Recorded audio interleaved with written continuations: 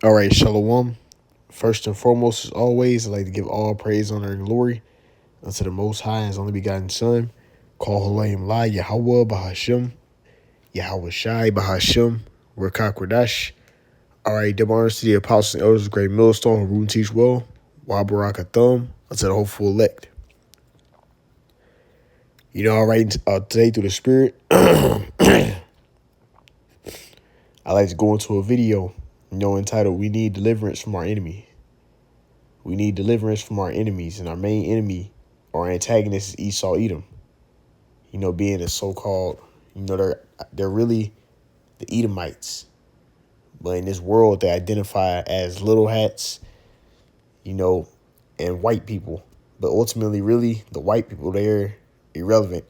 It's the top elite, these top banking families who are controlling and orchestrating all these evils against, the Israelites. You see? And we need deliverance from these people. They're evil. All right? And they've always been that way. When we were the Southern Kingdom, was going into captivity, they were cheering on the Babylonians when they were destroying the temple.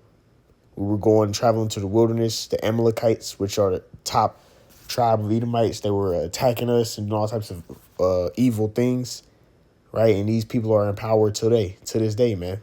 Those little hats go back to the Amalekites. Okay? This is Psalms 140. I'm going to start from verse 1. It says, to the chief musician of Psalm of David, it says, deliver me, O Yahweh Bashem Yahushai, from the evil man. Preserve me from the violent man. And that's what these Edomites are. They're very violent. You see, you can read Ezekiel 35. It speaks about how that because thou hast not hated blood, blood shall pursue thee. And that's what they like to do. They like to shed all types of blood, especially blood that's, when you deem from the world's judgment, innocent blood. Okay, it says, verse 2, it says, which imagine mischiefs in their heart, continually they are gathered together for war. And that's what's happening right now. It's all types of war going on everywhere, because they're trying to covet after where everybody else has. That's why also Habakkuk, the second chapter, says he keep it not at home. Covetous man. All right, it says they have sharpened their tongues like a serpent. Adder's poison is under their lips. It says, keep me, O Yahweh Bashem Yahushai, from the hands of the wicked. You see, the wicked is known as the Edomites. It says, preserve me from the violent man who have proposed to overthrow my goings. Okay, and when you go to Malachi, the first chapter, it describes the Esau as being the border of wickedness. You break down that word border, it means territory. All right, so where Edomites are ruling, there's going to be evil and wickedness there. Matter of fact, we got to go and get the precept real quick. This is Proverbs 29:16. It says, when the wicked are multiplied, transgression increaseth, but the righteous shall see their fall. You see, when they are put in a power position, when they spread their seed and they're in rulership, you see transgression increase. Oh, okay? And that's what we see right now. This is their rulership. And it's nothing but straight wickedness and evil all amongst the planet Earth. Even when you look into the Greek Empire, when those generals came up out of Alexander the Greek, it said many evils multiply out of the earth. Especially when you go into the Seleucid Empire, which Antiochus, was doing all his wickedness and evil, man. And even Ptolemy was doing evil as well. Idol worship. You see, but Ptolemy was violent. Just killing people.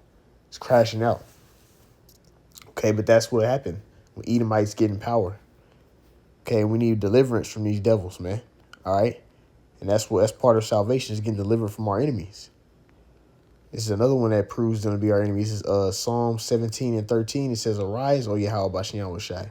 Disappoint him, cast him down, deliver my soul from the wicked, which is thy sword. Okay? You see? The wicked, which is thy sword. The Edomites are an instrument to destroy. You see? The Lord uses them to destroy things. And we need to be delivered from these Edomites, man. They're trying to place devices inside of us and penetrate us and make us into their cattle, force us into submission to their evil and wicked queendom, and make us turn on our power. You see, so we need deliverance from these devils. They're trying to ultimately have full, complete dominance and control over us and everything with their AI technology, you see, and just killing off a lot of us. That's why we need the Lord to bring that deliverance, and that's what he's going to do. That's why the scriptures say, matter of fact, I'm going to get it. Matthew 24, the Lord shortened the days for the elect's sake. Also, you have precepts like Luke 18, where it speaks on how, shall not the Lord avenge his elect, which cry out day and night unto him? So we're asking the Lord for deliverance out of this place because they're trying to just fuck us up, man. We need the Lord to bring the kingdom and bring that salvation and put everything in order. You see, that's why Yahushua is known as the King, Prince of Righteousness, King of the Prince of Righteousness, man, or even Malak Tazadak, King of Righteousness. Okay, let's get this precept here. Those days shall be shortened for the elect's sake. It's right up here. This is Matthew 24, verse 22. I'm going to read 21. It says, for there shall be great tribulation. Okay. All types of evils, man. It says, such as was not since the beginning of the world to this time, no, nor ever shall be. And this was Yahushua prophesying of something after. He was in the Roman Empire right there. You know, I believe it was Tiberius. You know, that was ruling. It was the Roman Empire. You see? And during this time period, man, when you go a couple of years after Yahweh got put on the cross, you had Nero, which brought great persecution, and then after Nero, you would later have Vespasian, Titus, and Domitian Caesar, which they, sacked the temple, and they brought like a lot of hell, on the Israelites.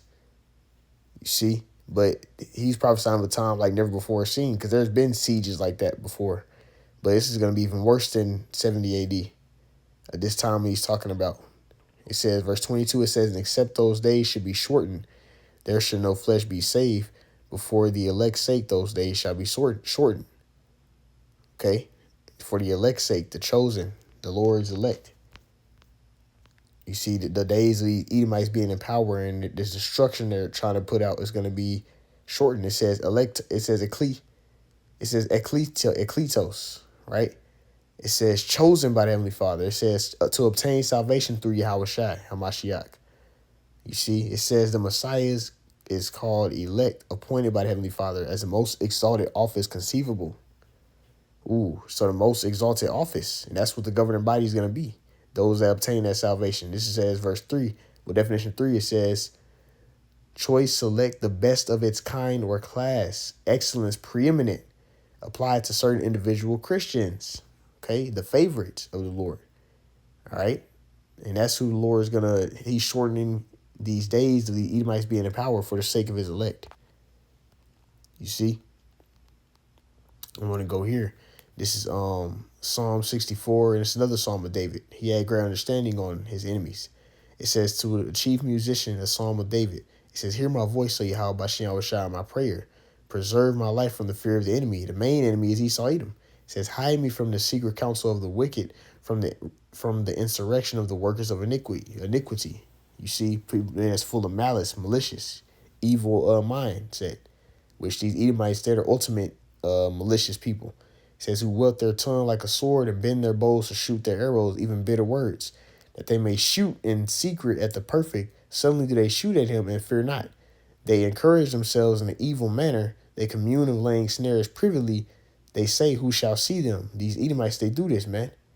All right, they have these little meetings, W-E-F, all types of stuff to plan out ways to keep Israelites on bottom and to ultimately just subject everybody to their wickedness and have control and dominance like they the Most High. But we need deliverance from that. This verse 6 says, they search out iniquities. They accomplish a diligent search. Both the inward thought of every one of them and the heart is deep. You see, they all types of into communing with demons and CERN and all types of wickedness on the left-hand side. But it says, but the Heavenly Father shall shoot at them with the arrow, and they shall be wounded. You see? And that's what we see happening now. The Lord is taking down the kingdom, the queendom of these Edomites. Okay? And he's going to establish the righteous kingdom, but it starts with his word being preached out. And it starts with The Lord, plaguing them like he plagued Egypt and making the prophecies play out. You see, everything has to come to pass. And then the Lord is going to end this thing. This is Luke 1:69. It says, and have raised up a horn of salvation for us in the house of his servant David. This person he's raised up is Yahweh Shai.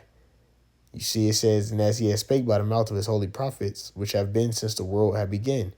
You see, Yahweh Shai was prophesied of from the Old Testament, all in the ancient books, the Torah and the other books, man. The Torah. All right, it says that we should be saved from our enemies and from the hand of all them that hate us, man. So that shows you we have enemies, and our main enemy is Esau Edom, man. And we need to be saved from this guy. Okay? This is Sirach, Ecclesiastes chapter 12:10. It says, never trust thine enemy, for like his iron rusted, so is his wickedness. And that's what we see. His wickedness is it's showing forth at a much higher scale now. You see, to the point where people are starting to not trust him no more. People are starting to see that, oh man, this place is wicked. That's why a lot of people are against those little cap. You see, because they see the wickedness that they're doing and they don't want to help them. Okay? But ultimately, we got to understand that these guys are trying to come against us. They're our main enemy. This is 2 Ezra 16:70. It says, for there shall be in every place and in the cities a great insurrection upon those that fear Yahweh by Shem Shai. So the ones being obedient to the Lord, that's trying to serve the Lord, which mainly is those that know they're Israelites, that know the truth. You see, are connected to people that know the truth. It's going to be a real big insurrection upon them. It says they shall be like madmen, sparing none, but spoiling and destroying those that fear the Lord. Right? They're going to come down with great wrath against us. It says, for they shall waste and take away their goods and take them out of the houses. It says, then shall they be known who are my chosen, and they shall be tried as gold in the fire. This is going to test our faith to see who truly believes. You see, when they start persecuting us and blaming us for all this evil happening, they trying to kill certain men and trying to put you in sea camps and all types of stuff, man. They're getting ready to do this. It's verse 74. It says, hear, O my beloved, said Yahweh Bashem Shai. Behold, the days of trouble are at hand, but I will deliver you from the same, man. So the Lord's going to come and bring deliverance. You see, but we understand that our enemies are going to come with great wrath against us. It's going to be insurrection upon those that fear the Lord, man. See, so we need deliverance from our enemies, and that's the point I wanted to go into, So Lord willing, this lesson edified. I want to end it all by saying, call hello Yahweh, Bahashem, Yahweh Shai, Bahashem, Rakakwadash, the Barnes, the Apostle Elders, the Great Millstone, Runes each well.